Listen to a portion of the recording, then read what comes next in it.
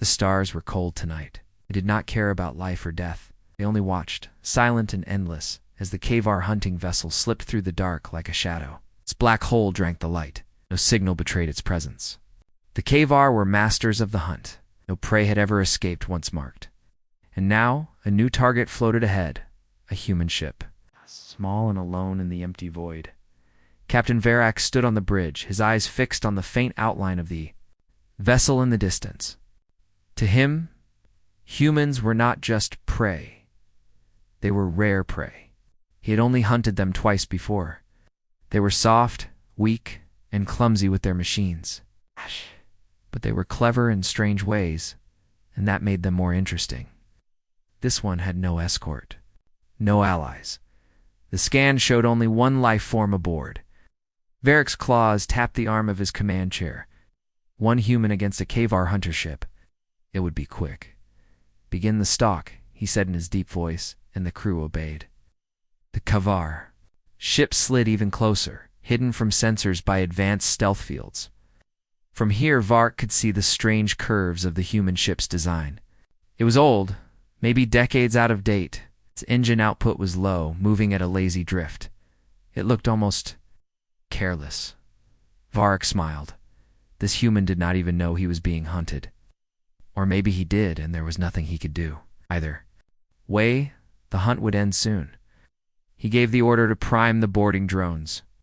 The crew worked in silence, their movements sharp and precise. But then something strange happened. The human ship stopped. No engine burn, no course correction. Just stopped. It hung there in space, motionless, as if waiting. Varak narrowed his eyes. "Is the prey dead?" he asked. "No," replied his sensor officer. "Life signs steady. One human? No distress signals." Varak's spines lifted slightly in curiosity. He leaned forward, opened a narrow band channel. "Let's hear him beg." The screen lit with static for a moment, then cleared. A human face appeared. Male, middle-aged, calm. His dark eyes looked directly into the camera, as though he could see straight through Varak's image, straight into his mind. Then he smiled. "I've been expecting you," the human said. His voice was steady, almost polite. There was no fear. Varak tilted his head. This was not how prey behaved. "You know who I am?" he asked. "Yes," the human replied simply. "You're here for me." The crew exchanged uneasy glances. Something about the man's tone made the air on the bridge feel heavier. Pushed it aside. "Then you also know what happens next?" The human shrugged. "That depends on you." Varak's claws flexed on the armrest. This was unusual. Normally prey pleaded or panicked. This one spoke as if he held the advantage. He decided to test him. "What do you mean?" The man's eyes shifted slightly, as though listening to something far away. "I sent a signal, Captain. It's a very old kind of signal. It is traveling faster than you can imagine. Soon someone will answer it." Varak laughed, a harsh, metallic sound. "No one is coming. We have been cloaked since we entered this sector. No one knows where you are." The human's smile deepened, just a little. "You're wrong, they always know." A faint shiver ran through the crew. One of the younger officers checked the sensors twice, then shook his head quickly when Varak glared. Nothing was there. Varak leaned closer to the screen. "And who are they?" The human didn't answer right away. Instead, he reached forward and pressed a control panel on his ship. Lights flickered behind him. Somewhere deep in the black, a soundless pulse of energy rippled out. It wasn't on any frequency, the Kavar recognized. "You'll see soon enough," the human said softly. The captain bared his teeth. He was tired of this game. "Prepare boarding drones," he ordered. "Bring him in alive." The drones launched silently, small machines of armor and blades. They streaked toward the human ship, invisible to most sensors. But halfway there, every one of them froze. Their lights went out. Their engines died. They drifted dead in the void. The crew gasped in confusion. "What happened?" one demanded. Varak slammed his claws against the armrest. "Report." "No damage detected," said the weapons officer, panic creeping into his voice. "Something rewrote their systems mid-flight. It's like they were never ours. On the screen, the human was still smiling. You see, Captain? I'm not the first apex predator you've met. And you're not the most dangerous. Varrock felt something cold in his chest. Predators did not feel fear. But he did now. Just a little. He didn't like it. The stars outside the viewport began to move. Not the ship, not the KVR. The stars themselves shifted, sliding into strange patterns, forming something that looked almost like a map. Varrock stared, unblinking. What is this? He asked. The human looked past the camera, as though seeing the map too. This, he said quietly, is where the real hunt begins. The screen flickered, and for a heartbeat, Varrock thought he saw a movement in the black. Between the stars. Something large, something ancient. And it was coming. The bridge went silent. The prey was no longer prey. The hunt had turned. The human ship floated silently in the dark. Still and calm, as if the man inside was in no hurry. At all. On the KVR vessel, Captain Varrock's claws tapped the arm of his command chair. A slow, thoughtful rhythm. He had never seen prey behave like this. No fear, no attempt to run, just waiting. The face on the screen remained steady. The man's eyes didn't wander. They stayed locked on Varrock's, like he was studying the predator instead of the other way around. Who are you? Varrock asked finally. The human gave a small smile, but it didn't reach his eyes. Names don't matter right now. That is not an answer, Varrock growled. I didn't promise you one, the man replied, voice even and calm. His words had weight, like each one was chosen carefully. The bridge crew exchanged uneasy glances again. They could feel something was wrong, though none of them could explain what. Even Varrock could sense it, an odd pressure in the air, like they were deep underwater, waiting for something to surface. You claim someone is coming for you, Varrock said, trying to pierce the mystery. Even if they are, it will not matter. I will take you before they arrive. You won't, the man said simply. Varrock leaned forward. And why is that? The human's eyes narrowed slightly. Because before you get to me, you'll see something that changes everything you think you know about your place in this galaxy? Varrock snorted. I am an apex predator. There's nothing in this galaxy above me. The human chuckled softly. That's exactly what the last one said. The words hung in the air like a shadow. What last one? Varrock asked sharply. The man didn't answer. He turned slightly in his seat and looked at a small screen on his side. Varrock's sensors couldn't read it. It was like the device wasn't even there. The human's lips moved, speaking in a language no one on the bridge could understand. Translation? Varrock barked. None, the comm officer replied, pale. It's not in our database. The human turned back to the camera. Do you know what true fear is, Captain? He asked. Varrock's spines twitched. Prey feels fear. Predators do not. The man tilted his head. You think fear is weakness? But fear can be a warning. Fear can be the only thing that keeps you alive. Varrock was tired of the human's riddles. He gave a sharp gesture, and his crew began powering up the magnetic grapplers to drag the human ship in. Ow. The system came online, the bridge lights dimmed, consoles flickered. For a moment, every screen showed static except the one with the human's face. Varrock roared in anger. What have you done? I told you, the man said, his voice low but clear. I was expecting you. The static faded, and something strange appeared on the main view.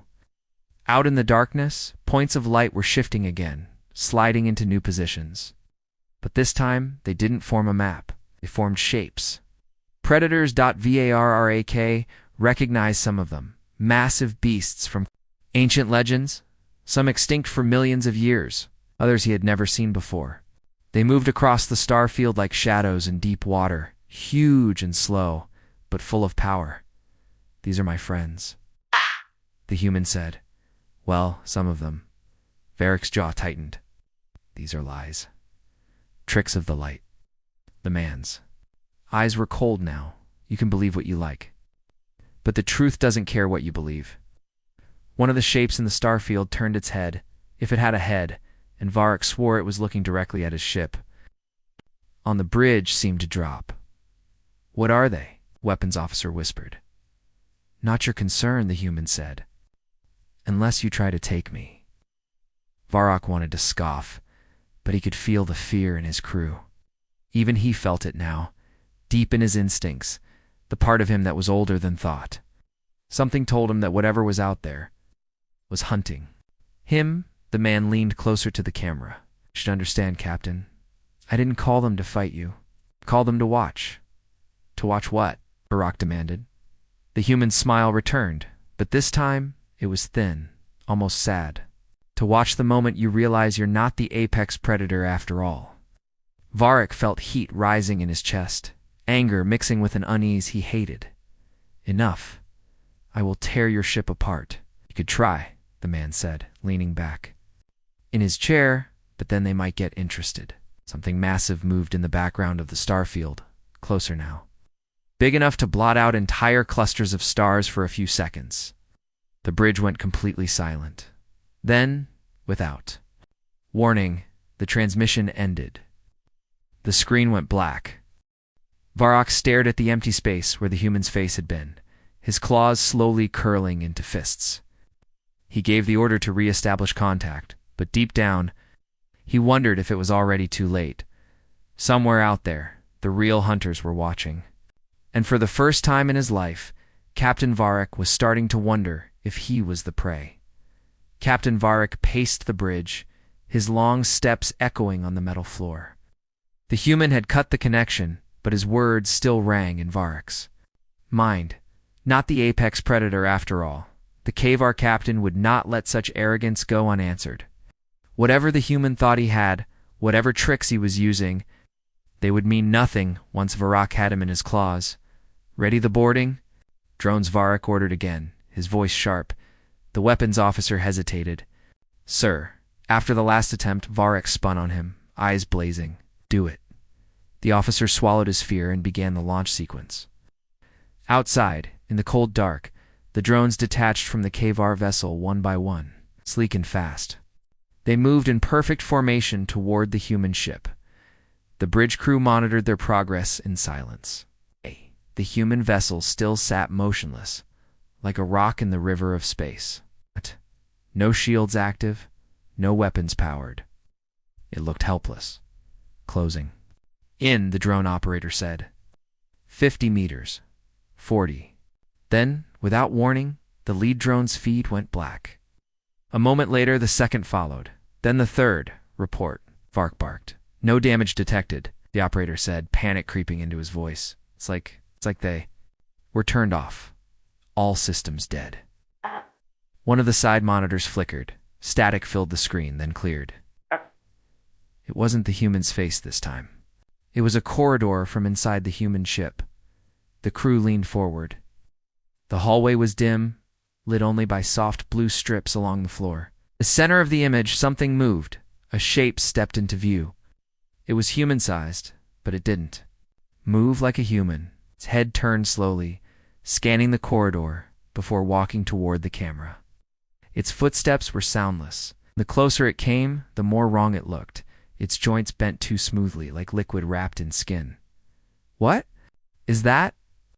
Someone whispered. Varric's eyes narrowed. "It is not him." The thing stopped in front of the camera and tilted its head. The skin around its face shifted and then split, revealing a smooth, featureless surface beneath, glowing faintly. With symbols no one on the bridge could read. The feed cut to black. The drone operator swallowed hard. "Sir, all drones are gone." Varric's spines bristled. "Recall them." "Can't," the operator said. "They aren't ours anymore." 4. Varra could respond. The cum screen lit again. The human was back, sitting in the same chair as before. "You don't listen well, Captain," he said softly. Varric's voice was a growl. "You will tell me what you have aboard that ship." "I already have," the man said. "I told you. I'm not the first apex predator you've met. You just saw what happened to your drones. Imagine if I let them come for you." The crew shifted uneasily. Even the most loyal officers could feel it. a predator's instinct telling them to leave. But Varric's pride burned too hot. "You think you can scare me with tricks and shadows?" he said. "I have hunted across 100 worlds. I have faced creatures that could rip my ship apart. You've only faced what you were allowed to face," the human interrupted. His tone was still calm, but there was steel in it now. "Your species thinks it rose to the top by strength. You were guided here. Shaped. Someone wanted you to believe you were kings." Varric's claws dug into the armrest. "Lies." The man didn't argue. He just leaned back, folding his hands.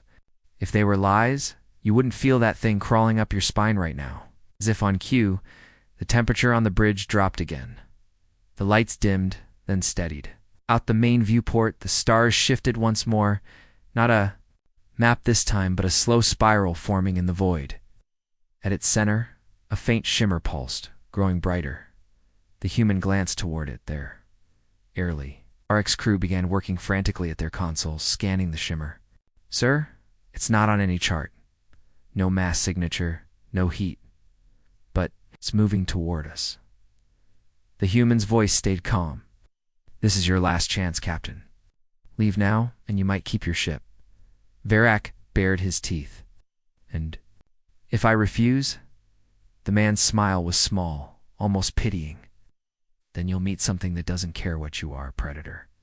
Pray, Captain King. It won't matter." The shimmer grew larger, brighter, until it was almost painful too. "Look at." The sensors screamed errors.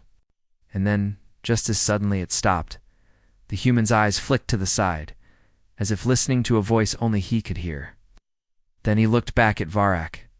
"They say they remember you." The screen went black.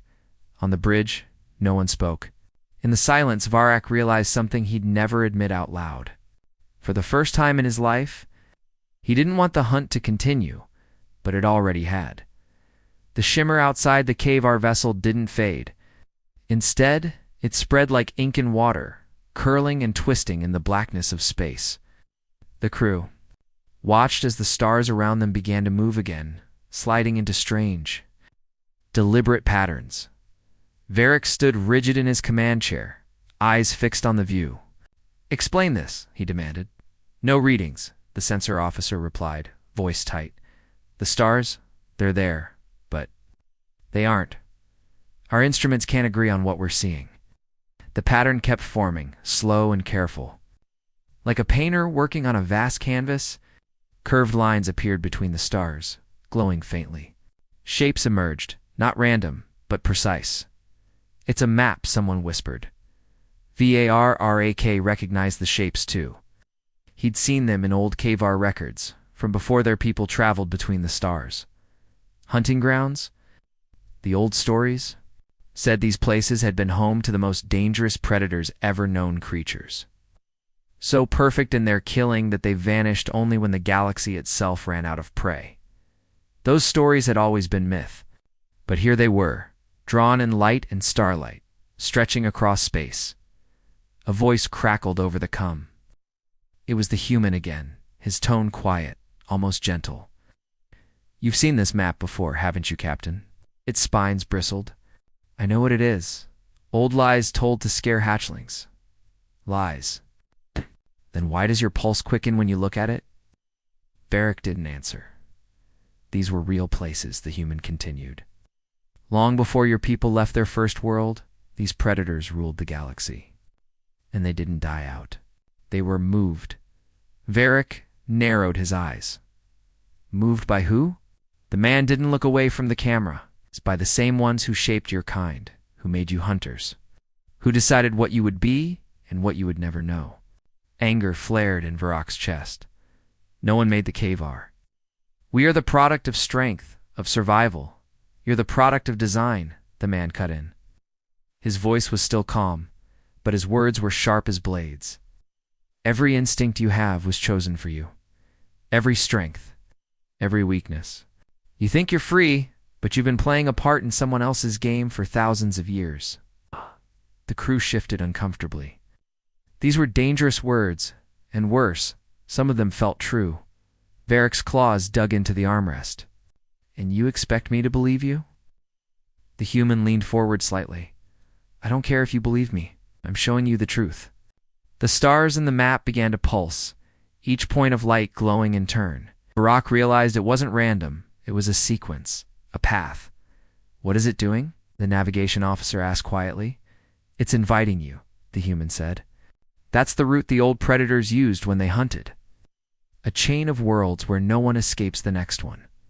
You're standing at the first link in the chain." As if to prove his point, one of the glowing points swelled, expanding until the bridge view was filled with the image of a world. The planet's surface was scarred and broken, its oceans black, its land pitted with massive craters. And something was moving there. It was too far to see details, but the motion was wrong, too smooth, too large. The shapes were the size of mountains, yet they moved like they weighed nothing. One of the younger crew members whispered, "Those things. They're alive." The human's eyes didn't leave Varrock. They're waiting. Always waiting. When the right prey comes along, they wake. Varrock's throat felt dry. "If this is true, why show me?" "Because you've reached the edge of the board," the man said simply. "And once you step past it, the game changes. The ones you thought were prey will no longer run, and the ones who made you will decide if you keep your crown." Varrock wanted to dismiss him, to call him a liar again. But the map still glowed. In the stars, the planet still spun before his eyes, and the shapes on its surface still moved. The human's voice dropped to almost a whisper. "You came here thinking you were the hunter. Now you've seen the truth. The question is, will you still chase me?" The image of the planet faded, replaced again by the endless star map. The lines glowed brighter now, and the spiral pattern from before returned, pulling toward a point far ahead. "They're coming, Captain," the human said. "And when they arrive, you'll bow, like all the others." Before Varrock could answer, the transmission ended. The map stayed, hanging in the void like a silent warning. The crew didn't move.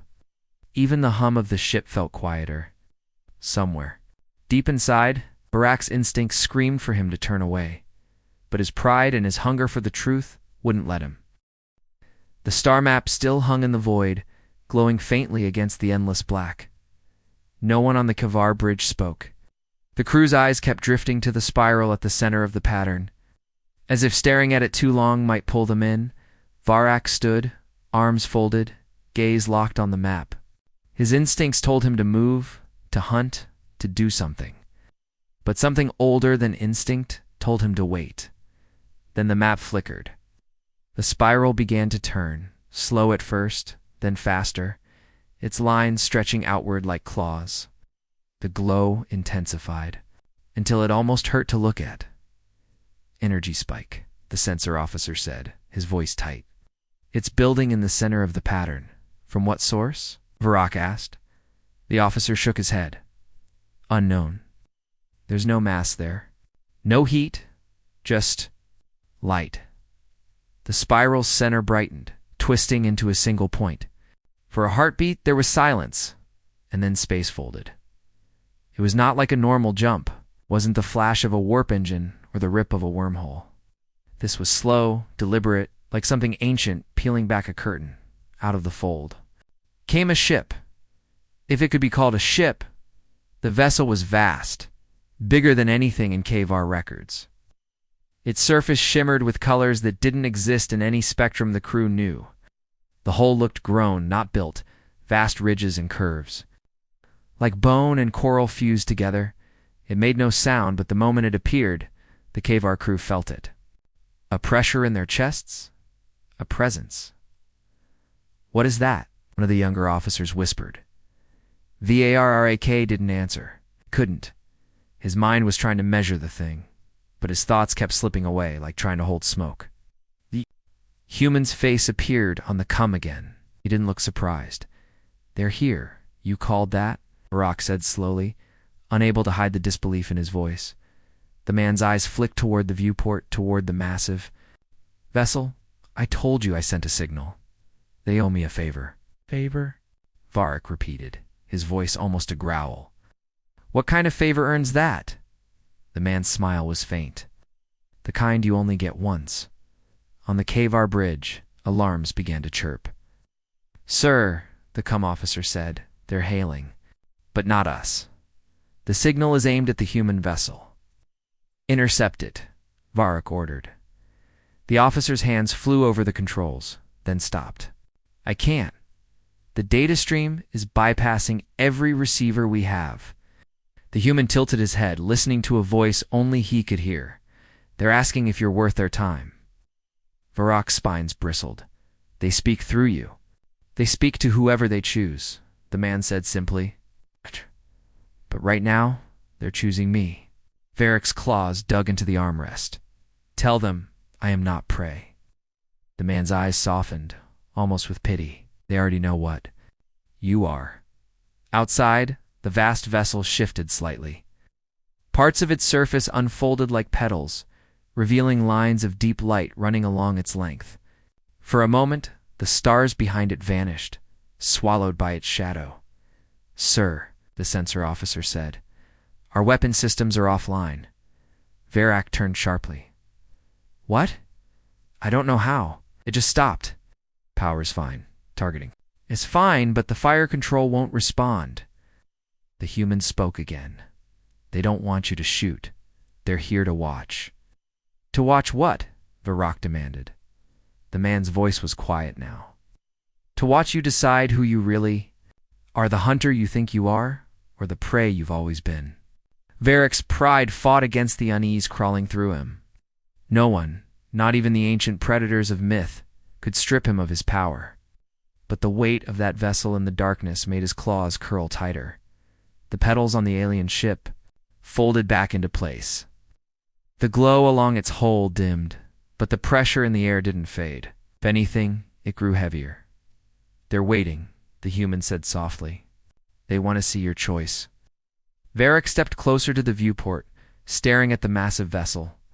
Somewhere inside, something was watching him, something old, patient, and utterly without fear. For the first time, Varric wondered if this hunt wasn't his at all.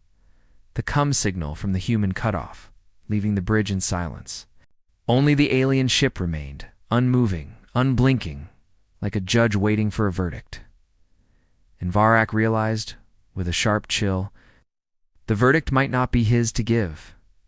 The alien vessel floated in the dark, silent but impossible to ignore. Its presence, pressed against the Kavar ship like deep water pressing on glass, no weapon could target it.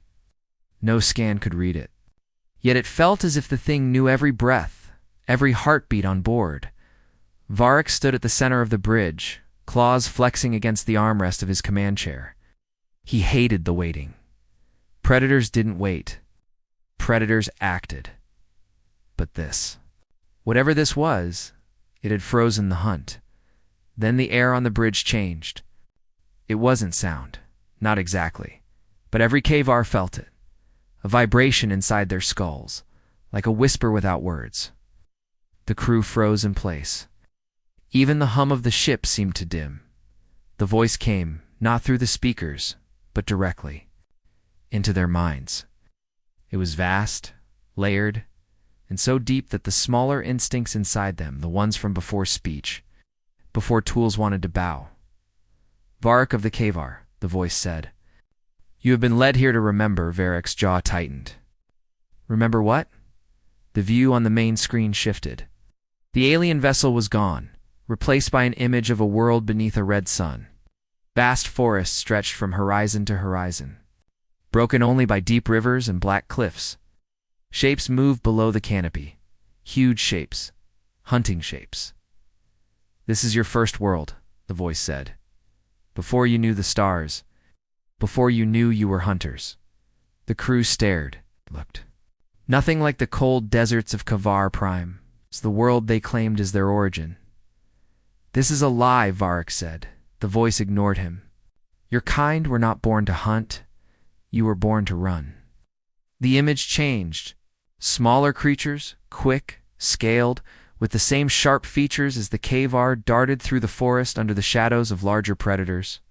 They had no weapons, no armor. They were prey. The younger officers shifted uneasily.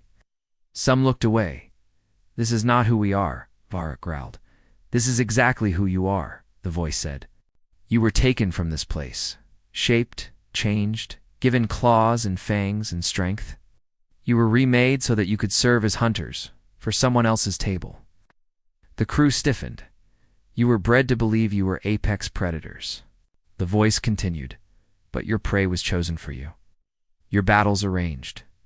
You were allowed victory only where the outcome was already known. The image changed again. Kavar warriors, stronger, more like the one standing on the bridge now, fought other species in great hunts. But in every scene, there was a shadow in the background, tall, faceless beings watching from the edges of the field. Their attention always fixed on the outcome. Varric's claws scraped the armrest. You expect me to believe we have lived under the control of unseen masters for all our history? It is not belief, the voice said. It is truth. And now the ones who shaped you are gone. The game they built is breaking. It's the image. Dissolved into the spiral map again, but now Varrak saw it differently. Each glowing point was not just a location, it was an arena. A stage for the hunts. You chase the human because you think he is prey, the voice said. But he has walked in places you were never allowed. He has spoken to predators you were never meant to meet, and they have given him their respect. The bridge was silent except for the slow, heavy breathing of the crew. Varrak stared at the map. Why tell me this? Why now? 'Cause the chain is ending, the voice said. And when the last link breaks, only those who can bow will survive. Varric's spines rose. Bow to prey. To truth, the voice corrected. The image on the screen vanished. The alien vessel returned, looming in the darkness. The human's face appeared on the come again. Now you see, he said quietly. Varrak's gaze locked on him. If this is true, then I want to know who really sits at the top. The man's eyes didn't waver. You already met them, Captain. They're watching right now. The come, cut off. For several long moments, no one spoke. The crew looked to their captain, waiting for orders, but Varric said nothing. His claws rested still on the armrest, his mind circling the words he'd just heard.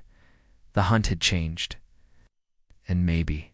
For the first time, it was no longer his. The bridge felt different now. The hum of the ship was still there, but it no longer sounded like the heartbeat of a hunter. It felt slow, heavy, uncertain.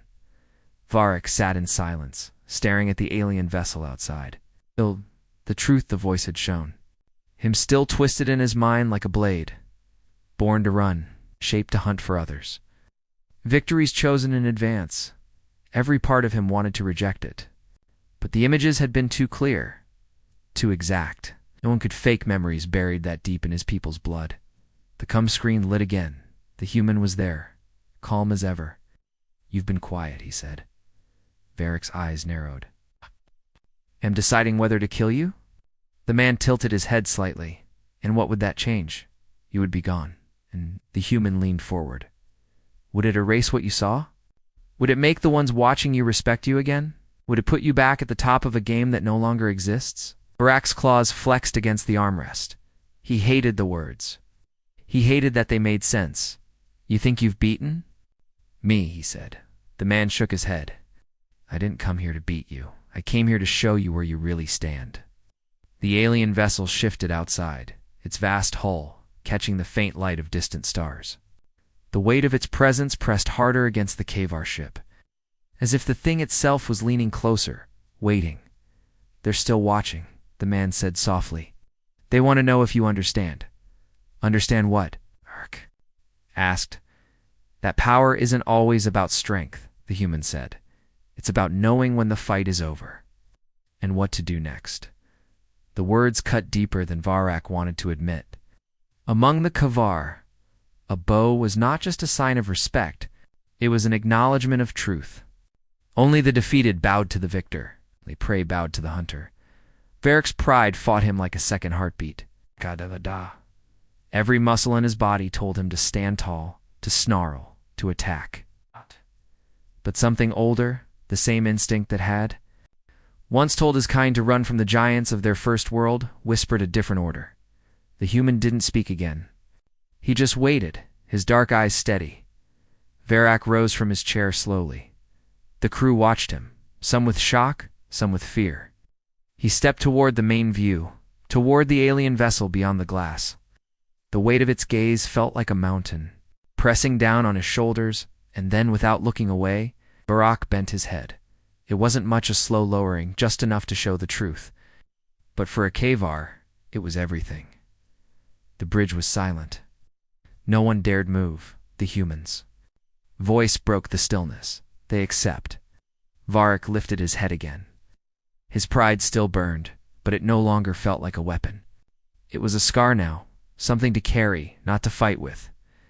"You have what you came for," he said, his voice low. The man's smile was faint, almost sad. "Not yet. There's one more thing."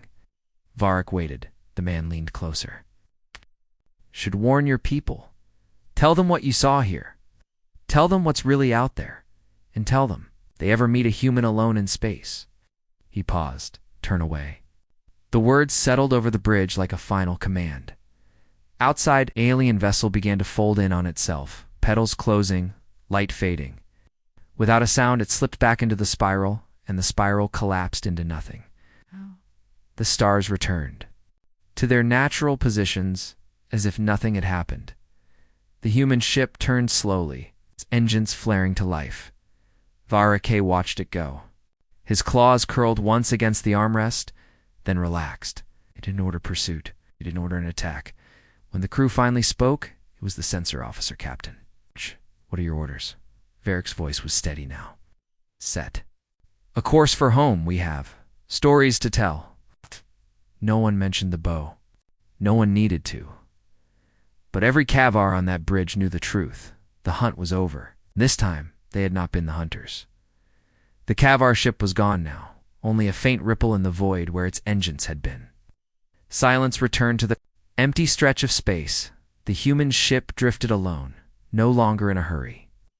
Inside, the man stood at the forward observation deck, watching the alien vessel reappear from the dark. It didn't arrive with engines or light. It simply stepped into existence, as if it had been there all along, waiting for him. Its hull unfolded again, those impossible petals shifting and opening like the bloom of a black starflower. A shape. Descended from within, not mechanical, not alive in any way the human could name. It was an outline made of shadow and faint silver light, moving without steps, gliding toward his ship. He didn't flinch. He'd seen them before. A voice, the same vast one that had spoken to Varrock, filled his mind. "You have done as we required." "Told you I would," the man replied. His tone was calm, but there was a tired edge beneath it. "The chain weakens. The next link will break soon." "I know," he said. His gaze flicked toward the fading trail of the Kavar ship. "They'll be ready when it does, or they'll die fast." The shadowy figure tilted its head, a movement that felt less like curiosity and more like calculation. "You risked yourself to protect prey." "They're not prey anymore," the man said. "Not if they choose not to be." There was no reply, only a long silence. Then the voice came again, softer this time. "You remember what we told you, human? The game will not end with them." "I remember," he said quietly, "and I'm still coming for the ones who started it." The figure began to fade, its form dissolving like smoke in water. "Then you must hurry. Others have heard your signal." Man's eyes sharpened. "Who?" The voice did not answer. The figure vanished completely, and the alien vessel began to close once more. Its petals sealed with a slow, deliberate grace, hiding whatever existed within. Ow. Then, without a ripple, or a flare, it simply wasn't there anymore. The human stood alone again. But now the silence felt different, charged. Waiting, he tapped a control on his wrist console. The ship's systems hummed back to life. In the command chair, he called up a star map. Not the clean modern one of human navigation. This was older, full of marks and symbols that no current species used. One of those symbols, far across the spiral arm, was glowing faintly. He studied it for a long moment. Then, without hesitation, he set a course. The ship's engines rumbled, pulling it into the dark. Behind him, on the still active com screen, a faint echo remained from the earlier transmission with the Kavar ship.